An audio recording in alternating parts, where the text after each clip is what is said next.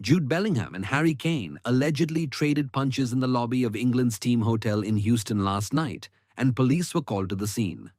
It wasn't just a heated discussion. It wasn't a misunderstanding blown out of proportion. It wasn't the tabloids stirring drama. This is serious. Nothing like this has ever been seen 2 days before a World Cup opener. And there's a detail the FA still hasn't confirmed publicly. According to sources close to the squad, one member of the medical staff may have accidentally captured the entire confrontation on his phone. And the worst hasn't even come to light yet. Over the next few minutes, you'll understand exactly what happened, beat by beat, and why this changes everything for England at the World Cup. Because when your captain and your best midfielder come to blows in a hotel lobby with the opener against Serbia just days away, it's not just any problem. This is the kind of rift that splits dressing rooms, forces managers into impossible decisions, and derails tournaments before they even start. Thomas Tuchel now has to pick a side, and either choice could blow up in his face. And the behind the scenes of this is worse than it looks. It all started around 10:30 last night in the ground floor lobby of the Marriott Marquis in downtown Houston, where England are based for the tournament. Bellingham and Kane had reportedly been locked in a heated tactical meeting that ran well past dinner. When the session finally broke up, witnesses say Bellingham was standing near the elevator bank talking to Declan Rice. Kane walked past. That's when Bellingham allegedly made a remark within earshot of several teammates. Something about leadership on the pitch, not just the armband. Kane stopped, turned around, walked straight back toward Bellingham. According to one witness, Kane said something in a low voice, something like "say that again." Bellingham repeated the sentiment. And then Kane allegedly pushed Bellingham in the chest with both hands.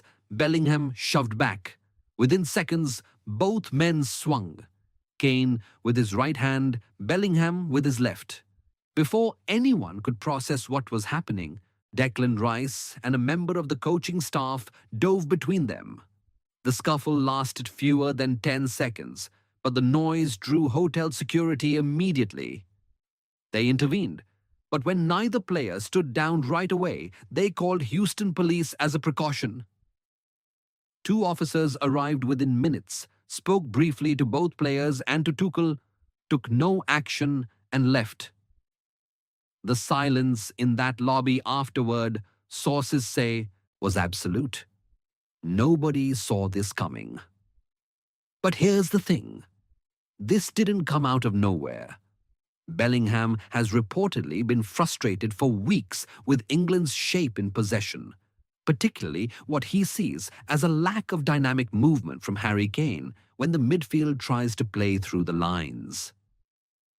During training sessions in Florida, sources close to the squad say Bellingham made his views known to Tuchel in private, asking for more fluidity up top, more risk, more verticality.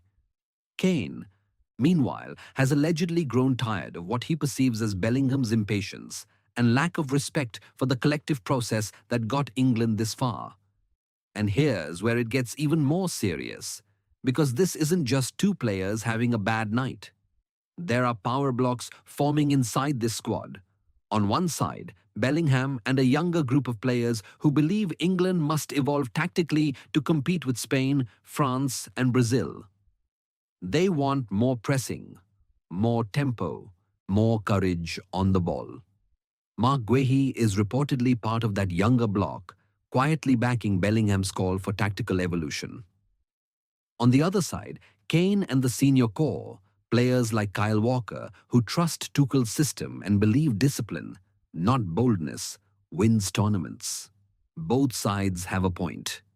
Bellingham's Real Madrid just won the Champions League playing aggressive, high-risk football. Kane has captained England through 3 major tournaments and knows exactly how quickly momentum can collapse when a squad loses its discipline. And hold on, because the most controversial detail I've saved for the end. The reactions inside the camp are reportedly all over the place. Several teammates privately sympathize with Bellingham's frustration, sources say, but believe he crossed a line by publicly questioning Kane's authority. Others think Kane should have kept his composure and handled it behind closed doors.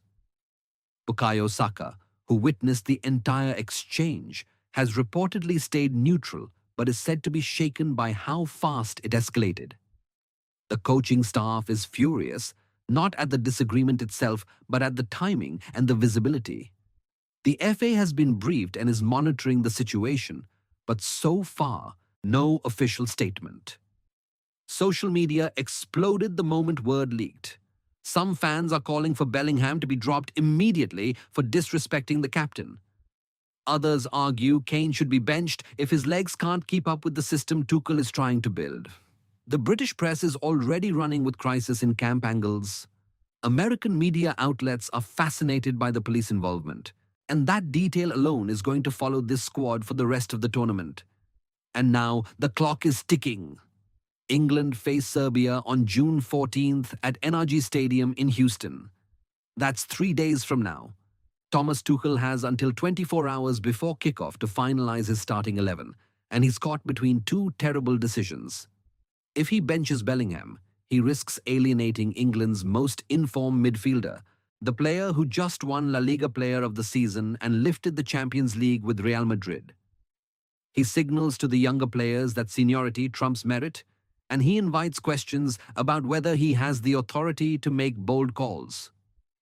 But if he benches Kane or strips him of the captaincy, he fractures the leadership structure of the entire squad 2 days before the World Cup opener and invites a media firestorm that could destabilize the camp for weeks. If Bellingham sits, Kobbie Mainoo or Elliot Anderson could step into the midfield, but England lose the creative spark that makes them dangerous against deep blocks. If Kane sits, Ivan Toney or Ollie Watkins lead the line, and while both are capable, the psychological blow to Harry Kane, England's all-time leading scorer with more than 60 international goals, could linger for the entire tournament. And you, as a fan, know what this means. A loss or even a draw against Serbia, and the scrutiny on Tuchel's handling of this rift becomes unbearable. This is the kind of moment that defines tournaments.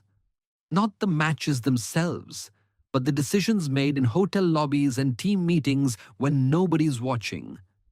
And right now, Thomas Tuchel is staring down a decision that could either galvanize this squad or tear it apart before they've even kicked a ball. And look, this is far from over. This is the information going around so far, according to sources close to the squad and what's being said behind the scenes. Over the next few hours, new details should drip out, and they could turn this whole story upside down. There are conflicting reports about whether a private team meeting has been scheduled for this morning and whether Bellingham or Kane or both have been asked to address the squad directly. Over to you. Should Tuchel drop Bellingham to protect Kane's authority and keep the senior core intact? Or is this the moment to back the player in form and let the old guard know that performances, not seniority, decide the starting 11? Write it down below. And if you don't want to find out about the next bombshell after everyone else, subscribe and turn on notifications now, because when this fully blows up, you'll want to be the first to know, not the last.